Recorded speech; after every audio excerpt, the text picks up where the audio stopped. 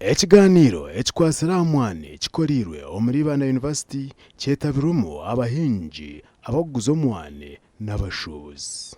Akatari tukinde kuka situne mwani ahabako emihingire yitu bate ni mibi tubagamba ngo pruninga tukwenda ku pruninga ngo mulching tukwenda ku mulching ngo spacing tukwenda ku spacing. Omwani twajya gukora ka business mureke tukore ebyo ebiseme kwantukora twine challenge ya post harvest handling. Omugeri kumana kingo mwani umukuri yana bagambiraho nasanga abana kiri umwana mbisi akimasa kumaba kucura.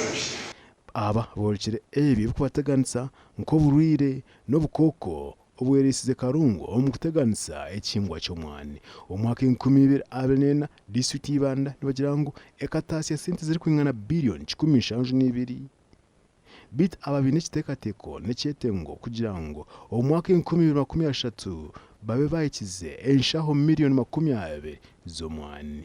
Twine ambitious target empango ekuza kutusiyeshaho 20 million bags as government erikwenda kugira ngo omwaka wa 2030 ekitereze kirita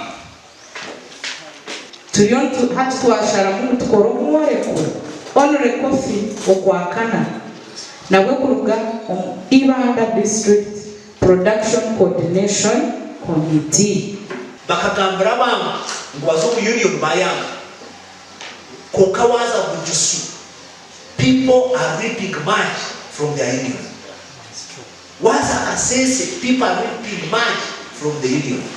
Omukiganiro eki abahingi babehanangirize okumanya ebyetengo bya European Union. Yeweho European Union ni chenda kurebuka ngu twa preservinga ebyobuhangwa. Tutakaza okuhinga kandi tukahengera tweretire kyeya. Twigaho burire bw'omwani twayiga okuba kutabure mbazi okwihara embazi y'ebicukuri